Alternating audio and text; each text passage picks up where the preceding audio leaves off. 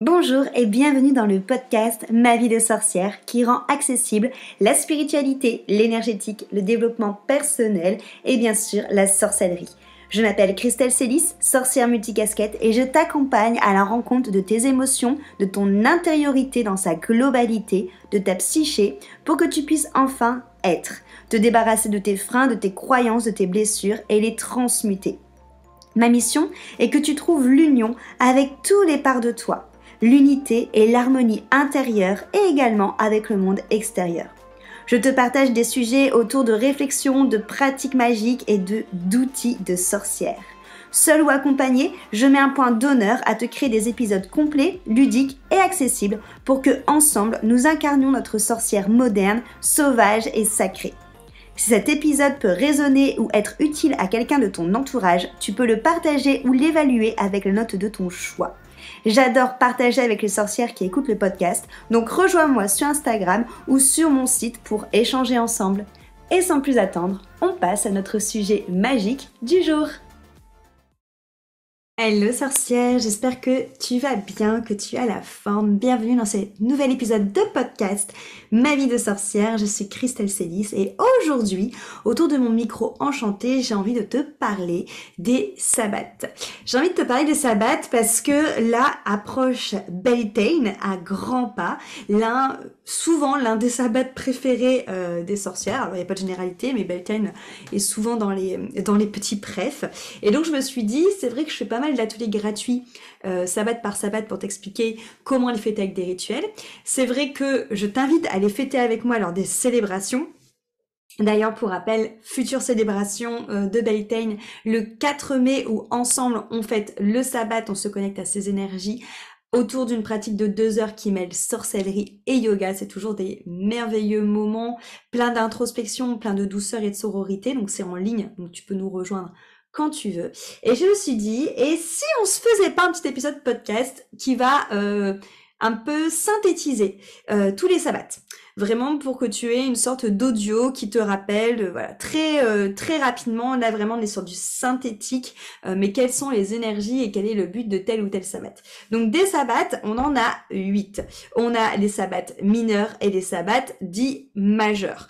Donc on va avoir Sama, Yule, Imbolc, Ostara, Beltane, Lita, Lugnasat et Mabon. Il y a des sabbats qui sont en effet en lien avec les solstices et les équinoxes et d'autres sabbats qui vont être plus en lien avec des fêtes qui ont été repris notamment par notre société ou même par le christianisme. On va commencer par Samhain, donc Samhain, qui se fête le 31 octobre.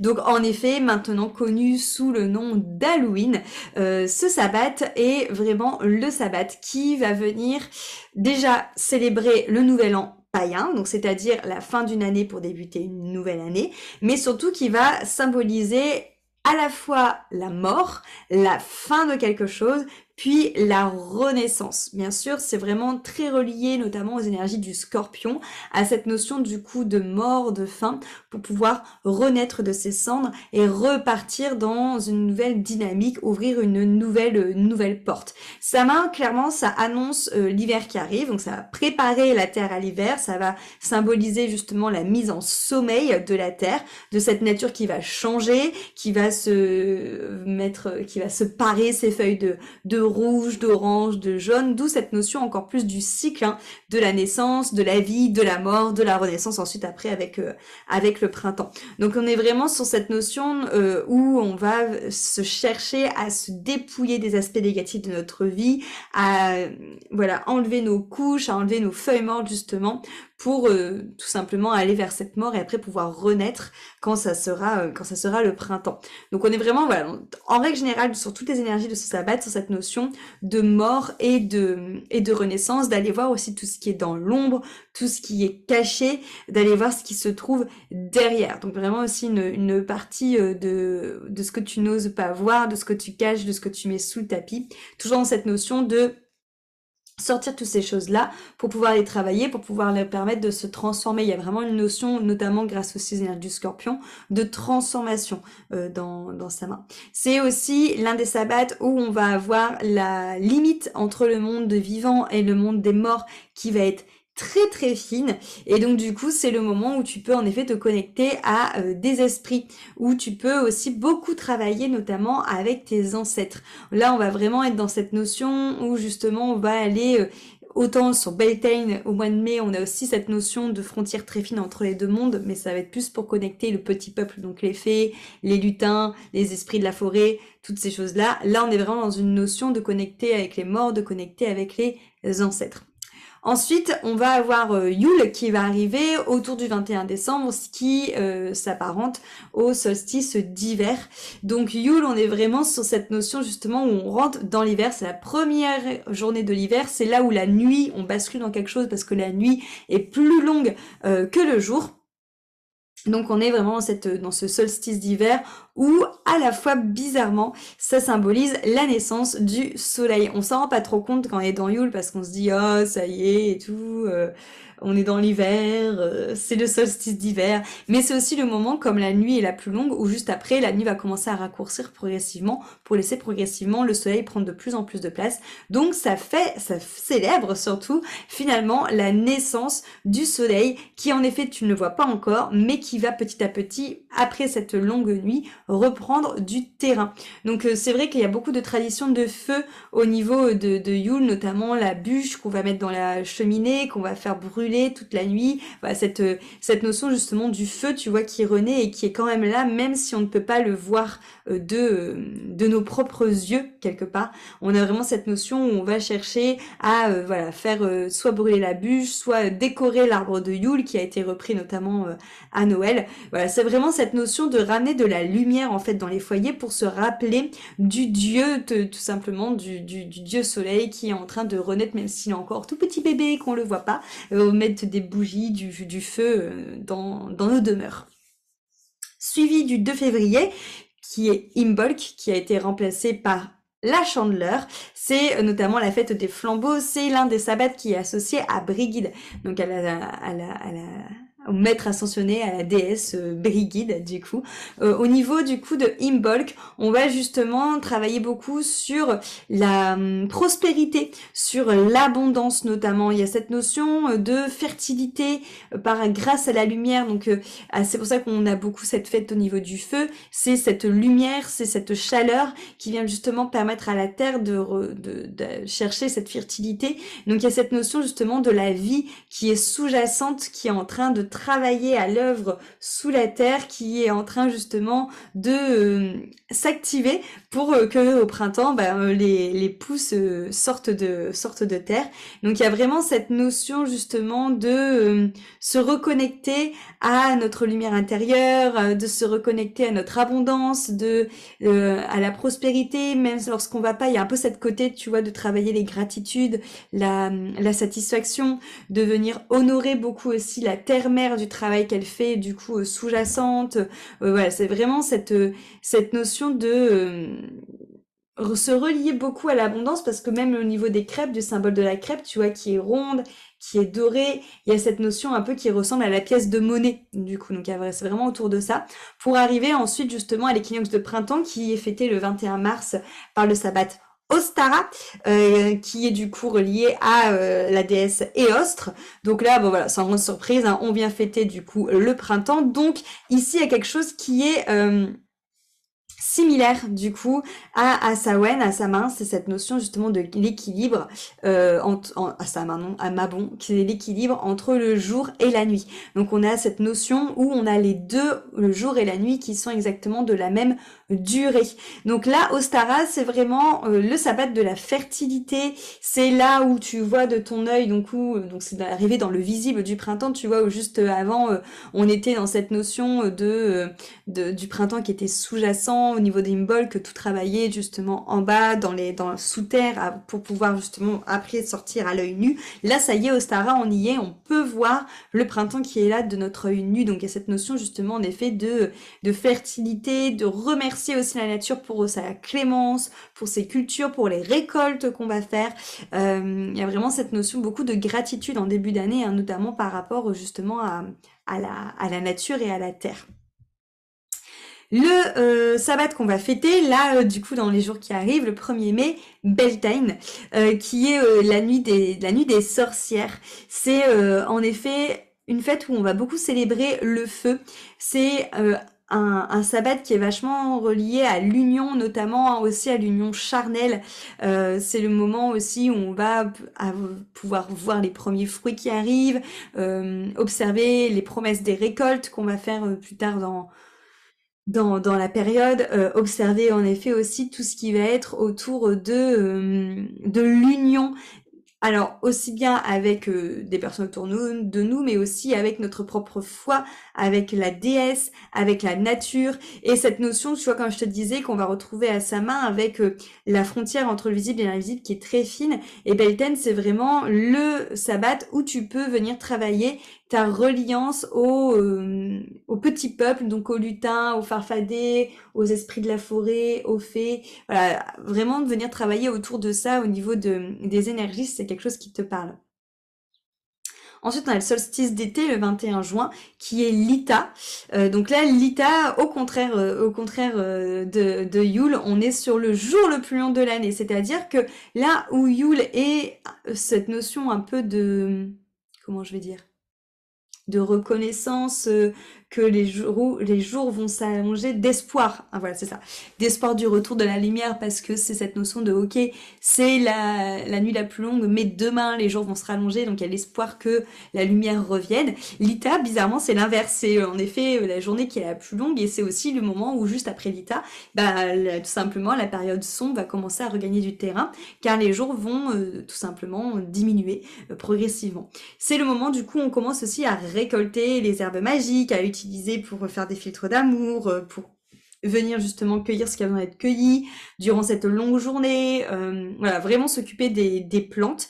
C'est vraiment cette notion d'Ita où on va aller chercher aussi les fruits, les produits de la terre, voilà, où on se rapproche en fait des récoltes qu'on a pu faire par rapport à tous les autres sabbats précédents. Lunazat, qui est aussi appelé Lamas, c'est le 1er août qui est fêté. Là, on est vraiment sur un sabbat qui va être lié notamment à Déméter ou à toutes les autres déesses ou dieux qui sont en rapport avec notamment cette notion de récolte. Parce que c'est là où on va fêter les premières récoltes des grains. Donc les grains qui vont nous permettre de produire notamment la farine, les pains. Là, tu te rends compte qu'on tombe dans la période sombre parce qu'on va être vraiment dans les sabbats où on va chercher à aller récolter nos premières provisions pour la période sombre, donc pour l'automne et surtout l'hiver, qui va arriver finalement assez rapidement. Donc c'est vraiment cette notion de venir aller chercher le blé pour pouvoir le transformer en matière première. On est sur une fête qui est beaucoup dédiée aussi au dieu soleil, donc c'est le moment où en effet on va récolter le blé, on va faire des rituels de protection avec le blé, des rituels d'abondance avec le blé. Il y a ce vieux rituel, moi, que j'avais déjà entendu dans les campagnes justement du Nord, de venir cueillir début août, donc le 1er août notamment, des brins de blé pour assurer la prospérité, l'abondance et la protection dans un foyer. Ça, typiquement, c'est quelque chose de païen qui est relié du coup à Lamas ou à Lunazat. Le 21 septembre, on a l'équinoxe de l'automne, du coup, Mabon. Donc Mabon, on est sur, voilà, comme chez Ostara, le moment où le jour et la nuit est de durée égale. Donc on a des récoltes qui se finissent, on a la nature qui tout doucement va commencer à ralentir, donc c'est le moment où on va faire des réserves, on est vraiment sur cette notion où ça se voit à l'œil nu du déclin du soleil, où on a en effet la période froide, la période de l'hiver, hein, la période sombre, la période des ténèbres, qui arrive progressivement.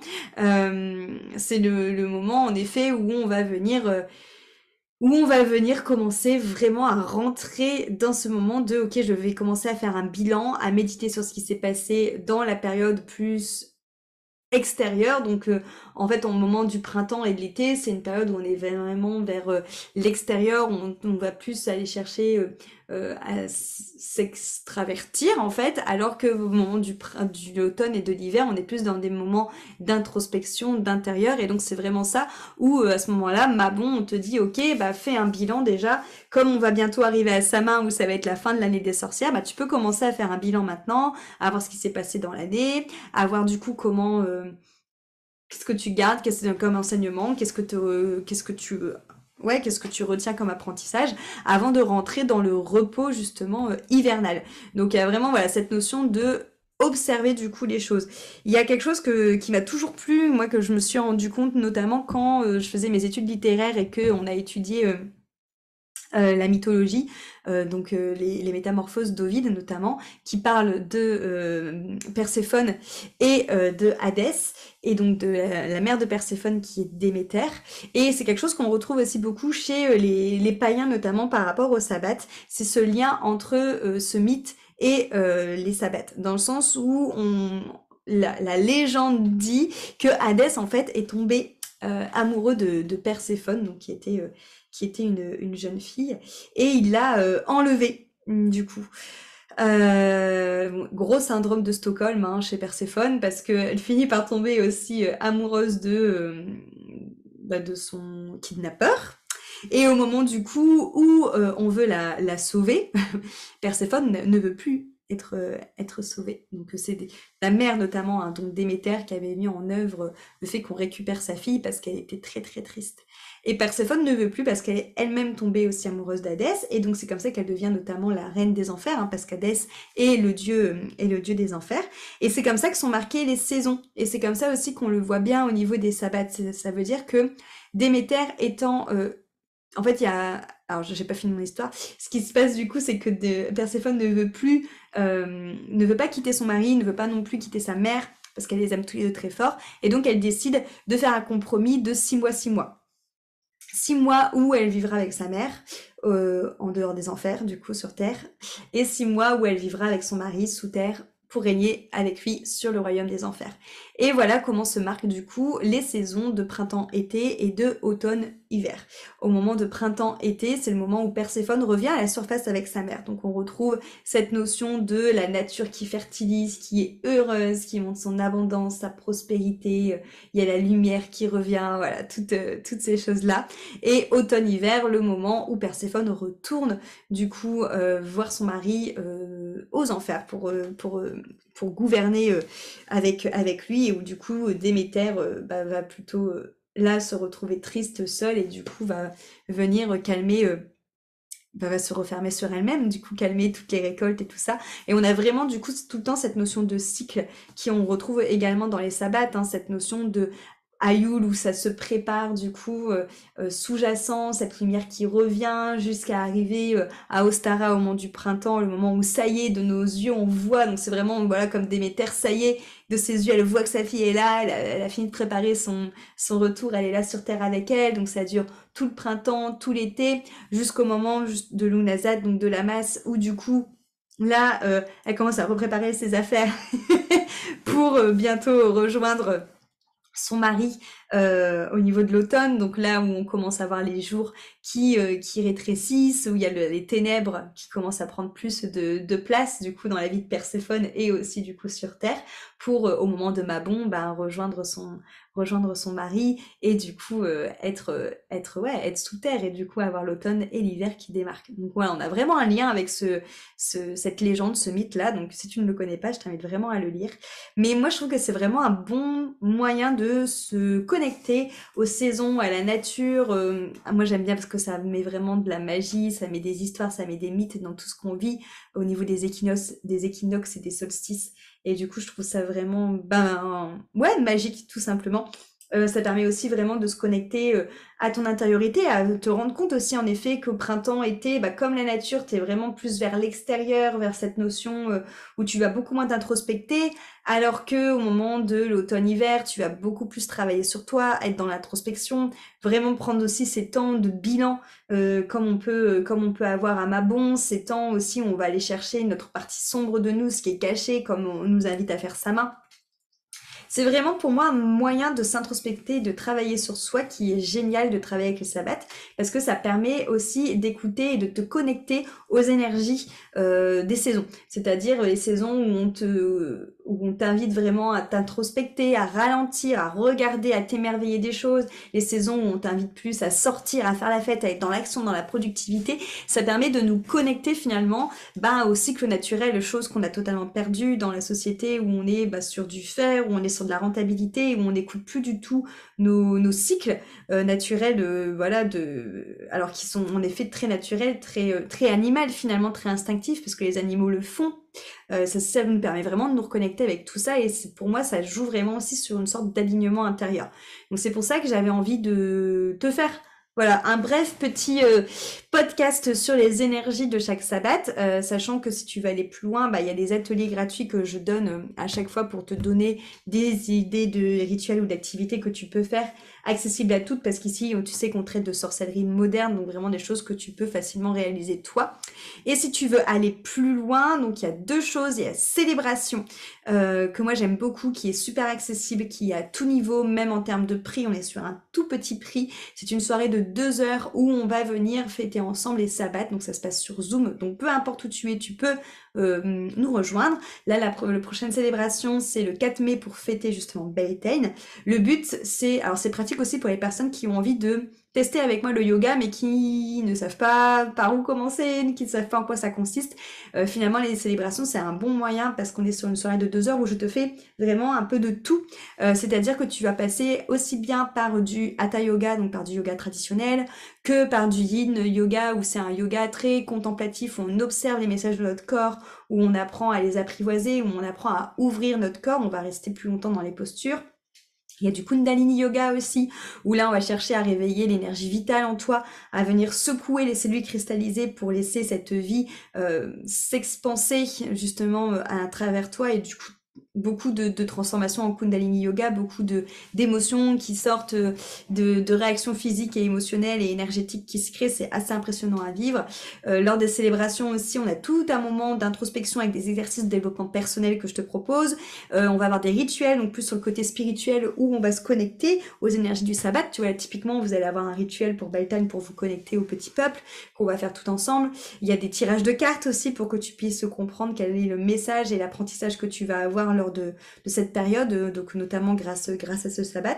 C'est vraiment une soirée de 2 heures très riche, qui mêle à la fois voilà, voyage intérieur dans tous les sens du terme, mais sur tous les plans émotionnel, énergétique et physique, et qui mêle du coup sorcellerie et yoga. On finit du coup ces 2 heures de pratique par notamment un voyage sonore et un yoga nidra, qui est une hypnose, pour te permettre de travailler sur ton plan conscient et inconscient, et venir justement décristalliser des peurs ou des blocages que tu peux avoir. Donc il y a vraiment toute une notion de guérison, au-delà d'une notion de connexion, et c'est toujours le côté sororité, c'est que tu fais ça en te connectant à d'autres sorcières comme toi, donc ça permet vraiment de travailler le sabbat en te connectant, comme dans un coven, à d'autres sorcières. Donc ça, c'est la manière la plus accessible, je dirais, si tu veux découvrir, ou même en termes de tarifs, c'est les célébrations. Et l'autre manière de se célébrer les sabbats, et de voir comment est-ce que tu peux justement te connecter à tout ça, à cette magie environnante qui est partout autour de nous, c'est le Coven Initiation, tout simplement, où ce Coven, je te donne tous mes outils,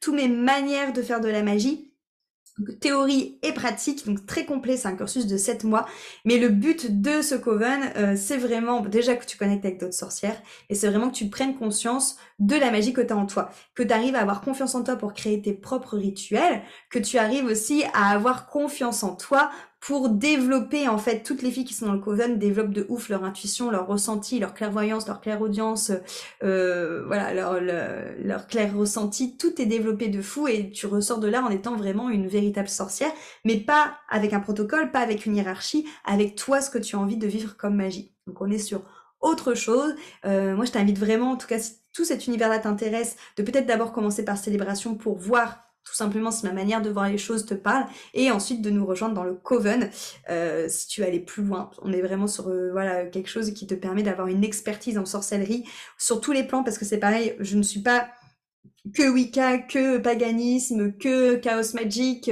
que magie. On voit vraiment tous les courants de magie pour qu'encore une fois que tu puisses piocher et créer quelque chose qui te ressemble, parce que pour moi c'est là la puissance en fait qu'on a tout en nous, c'est de venir nous connecter à notre propre magie, et c'est ça qui est méga beau, et c'est ça qu'on fait dans l'initiation.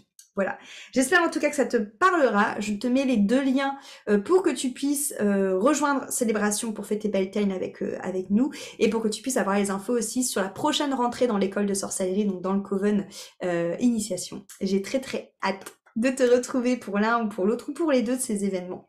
À très vite et merci pour ton écoute. Je suis toujours disponible si tu as des questions, bien sûr. On se retrouve la semaine prochaine pour un futur épisode.